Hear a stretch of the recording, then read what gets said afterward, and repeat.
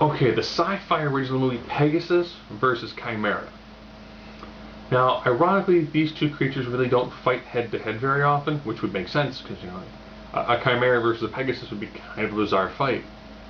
So, this is a lot of this movie deals with, you know, you have that old timey feel to it. So you have to have the medieval aspect to it, but you end up having an evil emperor who makes a blood offering essentially to hell, and they produce the Chimera form. This looks a lot more like a manticore without wings. Yes, D&D nerd, so I'm like, oh, that looks nothing at all to me like a Chimera. It does not have three heads, it has the body of a lion, and a face kind of like a lion with four horns coming off of it, which is rendered beautifully. The bizarre thing about sci-fi films is when it comes to doing the medieval ones, they did a pretty solid job, one, on locations, two, with creatures, and three, the wardrobe designs normally tend to look a lot better for these than they do for the futuristic movies, or the more science fiction. So of course, he summons a Chimera.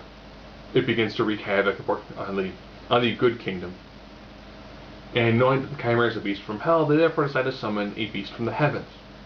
Enter the Pegasus. Now this Pegasus, on the ground, regular horse. So they decide to, on the ground, just do a regular horse.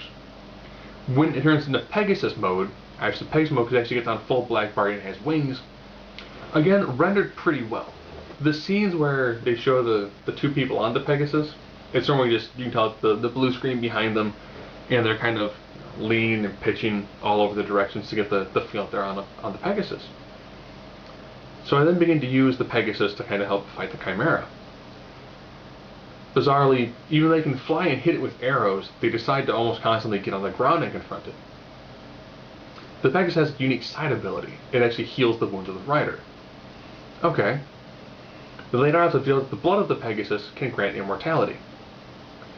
So now you can easily tell that the main villain now is with the Pegasus, because one, immortality is great. Two, having creatures you can control that is virtually unbeatable. I say virtually because their arrows seem to pierce its flesh. There's a scene where he does get kind of knocked unconscious by a guy wielding a sledgehammer. All in all, not bad. They do, special effects are pretty much left down to, there's like a magic force field, there's the Chimera and the Pegasus. And they just keep doing an awful lot of blood. There are also quite a few editing mistakes. You'll see a guy who gets attacked and dragged off by his legs, and then they come back. He's in the same spot he was before he was dragged off, and there's no marks on his legs. There's a fight with the Pegasus where, if you look closely, there's wounds on one side. The next shot, the wounds are on the other side. At least they don't go back and forth. So you see wounds on one side, and then also on the other side.